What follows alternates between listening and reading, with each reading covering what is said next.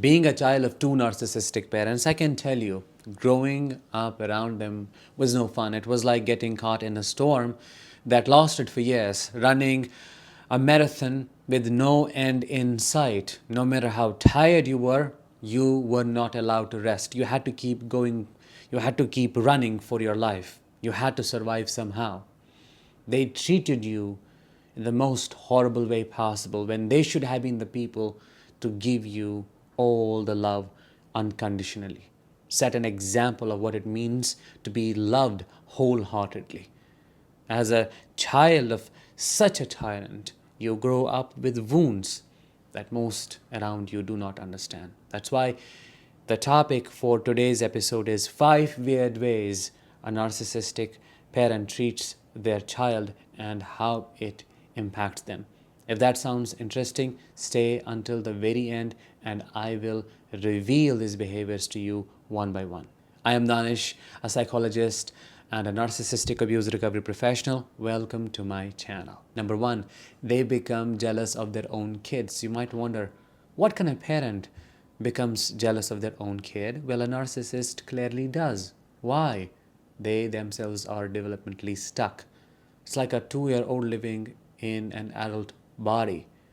That is their level of maturity and understanding. This is the reason why when you express yourself, show your personality, they get triggered because they see you as a threat. They need to keep you in an infantilized state so that they can have maximum control over you. When you grow, when you show you have intellectual capabilities, you are creative, you have hobbies, you have a life to live, they suppress it immediately out of their jealousy, which then becomes animosity and envy. They may overtly put you down when you come to them showing your accolades and accomplishments. Look, Dad, I did so well in my examination. Look at my grades. Or, Dad, I got this trophy. Mom, I got this trophy in today's soccer match. Huh, that's nothing. His son or her son did far better than you. And that's not going to get you anywhere. It's not enough. That is what you will get to hear from them. How do I know this? First-hand experience. That is what I was told every single time. And do you know what that did to me? It destroyed my confidence in myself. And I started to stutter at a point. I was not confident in speaking, talking. The way you see me today, I'm fluent. I can organize my thoughts and there is coherence. It wasn't there a couple of years ago because of my trauma. And back then I thought, this is me. I'm a shy person who cannot speak. No, it was my trauma. They had stolen my confidence. My father would literally emasculate me by passing on comments like, oh, my arms are made of straw. Basically, I can't pick some weight. I can't help him with anything. Or that I would go and play cricket with other kids. He would take that bat from my hand, that stick, and have a smirk on his face and say, oh, come on, you are as light as a feather, which is basically to humiliate me in front of others and to say, you can't do it, you don't have it in you. That was the type of shaming I have experienced, and that is how they put you down. The key is they become jealous. They don't want you to flourish because if you do so, they are going to feel smaller than you. Or let's take an example of a narcissistic mother who becomes jealous of her own daughter. That's why she steals her boyfriends later. She creates sibling rivalry. She doesn't let her have a good relationship with her father because she sees the daughter as a second wife. That's crazy, isn't it? But that's how delusional they are. So they become jealous of you as if you are a competition, and that is what hurts a lot. You can't expect that kind of a behavior from your parent. Well, if you are a child of such a monster, there is no other choice left for you. Number two, these type of people, these type of parents treat their children as servants. I have to put it as it is. There is no compassion for you, no consideration. You are a means to an end. You have to understand that. If you are a child of such a parent, don't expect understanding, don't expect kindness, don't expect anything except cruelty. If it is a covert narcissist, oh, they may be all loving to you, but behind your back, they'll stab you in front of others. They will torture you. They will call you all the names, but when in front of you, oh, they'll be nice. That is how cruel they are. Talking about my malignant narcissistic father, he would truly use me and, of course, my sister as well as labor, as servants, especially on weekends. I don't remember waiting for a weekend happily or being excited for it.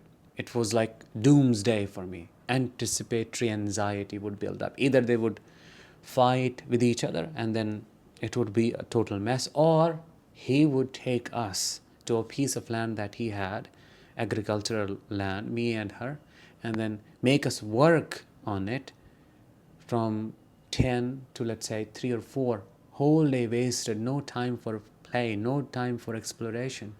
We're tired, Dad. And he would verbally abuse us, harass us, physically abuse us. So that's what I can remember. Always demanding more of you functionally. You have to do more because you are seen as a source of free labor. Why not utilize you?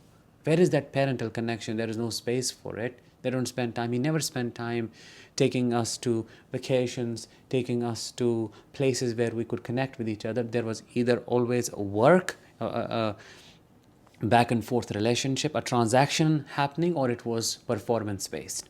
You had to do something to please him.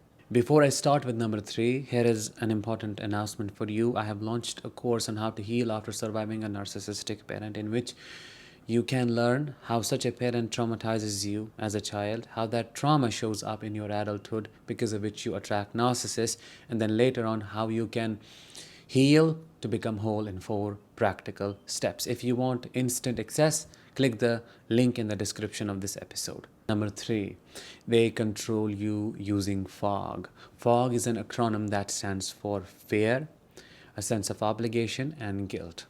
It encompasses everything from abandonment to neglect, a sense of obligation. You are my child. This is what the society, the culture expects of you. It does not matter how they treat you. They are your parents and you're obliged to serve them. That's how it is put here in Asian culture, especially in Indian culture. You have to be there. They're getting old. They will die very soon. You have to see them continuously. This is what every other person will tell you. They won't understand. You might spend the whole day explaining to them, oh, you know why I am not visiting them, or why I am in no contact with them. These are the reasons, and you can explain to them with examples. The last thing they will say is, still, they're your parents. Come on, you ought to forgive them. And I can't blame these people because they have been programmed to think the same way. It's a part of the entire brainwashing thing, you know. So it's a mega cult that we have to break from, that we have to separate from. That's very, very crucial to understand. To make you feel obligated to serve them, they can heavily use religious gaslighting against you. God says so, religion says so, culture says so. And then you're told, oh, those are your parents. Come on, you cannot give up on them.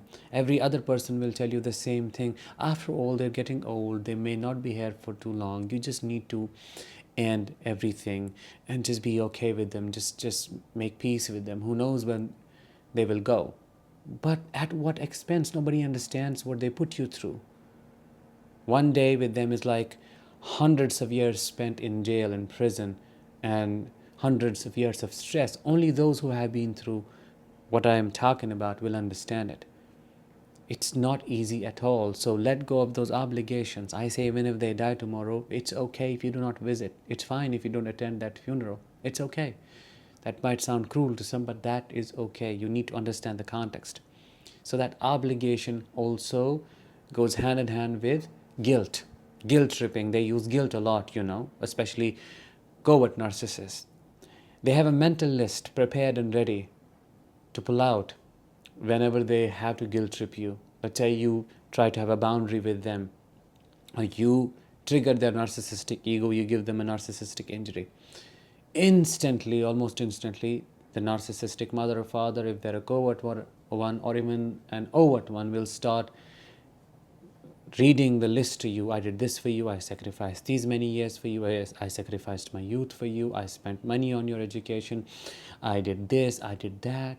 I didn't ask you to bring me here. I was not fighting a war up there and you saved me from something. No, you made that choice to get pregnant. You made the choice to stay pregnant and give birth to me. I didn't ask for any of this. And whenever somebody gets pregnant and they decide to have a kid, naturally, it means responsibilities and it's consensual. You agreed to continue it, naturally meant you're okay with the responsibilities that you will have to take care of. So, how is it my problem? But no, such a parent will groom you. Grooming is the word. To take responsibility for things that you have nothing to do with. For example, to become their emotional thermometer, to take care of their emotions, to be there always and to make sure they're not left alone, and you take that guilt and ask for an apology. I have survived this. I have so many things to share with you, but the mental list, the counting, the guilt tripping, the obligation, the fear that my mother or father will leave me. In fact, my mother did for so many years in the beginning. I was left with my grandmother. My father, I don't even remember spending any day with him during my formative years. I only remember getting punished from him when I started going to school, and I couldn't remember numbers, or I don't exactly remember, but I remember the pain. That's what I can. What relationship are we now talking about here? There's no relationship to be maintained. It's already dead, and they killed it with their own hands. Number 4, they turn you into their manager, their therapist, their fixer, somebody who keeps everything moving smoothly.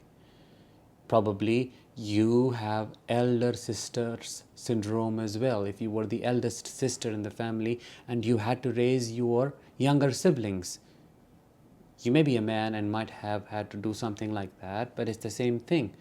The eldest child syndrome, this is a thing. Why? Because they burdened you with their responsibility. You had to be there for them, and they did it. They did whatever they had to do. They freed their schedule, but at whose expense? Your expense. You were the manager. What haven't you done? From pet sitting to babysitting to sometimes cleaning to cooking. You did everything. Whether or not you were ready to do it was not the question. The question was, I have created you, so you're obliged to. You will do it because I asked you to do it. There was nothing like if you should do it. No gray zone, no gray area whatsoever. They turned you into their secret keeper. Somebody they talk to about all the things they should talk about to somebody else, like an adult, a therapist, a doctor. No, they will come to you and talk shit about the other parent, gossip. You may not know what to do with that information. You feel obligated to fix them or to listen, to absorb that pain. My mother did that all the time. She instigated me against my father every single day. And she wasn't lying. It was true. It was happening in front of my eyes.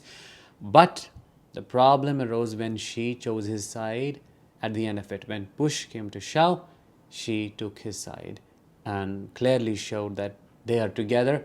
I am the outsider. Number 5, and this is the weirdest one. They will display that affection, that compassion and love towards other people's children, but not you. That makes you feel like crap. What the hell is wrong with me? Am I a burden? Am I worthless? Am I not deserving of love? What have I done wrong? That's what you think as a child. You don't blame the parent. You blame your incapability to receive that love. You must have done something wrong. Also because of your guilty conscience, and that was gifted by your narcissistic parent. So they do it for pomp and show. They do it for gratification. They do it for admiration, validation. Oh, such a nice mother, such a nice father. Look at them. See how she's treating so-and-so's kid. Imagine how great of a mother she would be. Oh, look at this person. She's so loving to this kid. How great of a father would they be? Disneyland dad, Disneyland mom. They will show it all to other people's kids, but not you. That is, in my opinion, one of the biggest forms of betrayal, one of the harshest forms of betrayal. Because you were the rightful owner receiver of that love, but you did not receive it because there was no transaction happening. Nobody was watching. They couldn't get that fuel out of it. And they gave it to somebody else because that meant approval. What does that tell us? That tells us they knew what they had to do. They knew what they had to offer. This answers it once for all. Do they know what they are doing? Yes. Look at this behavior. They knew they had to treat you nicely, and they had the capability to do so, but they were selfish, egocentric. It was not because of you. It was their own ego that came in the way. I want you to take that in, fully embody it, and free your inner child today. Let that guilt go, that sense of obligation go, and that fear, release it. You're not abandoning anybody. Choose yourself, for it is that time now. With that, let's bring this to an end. Thank you so much for staying and listening to me. I will talk to you in the next one. Until then, as always, let the healing begin and continue.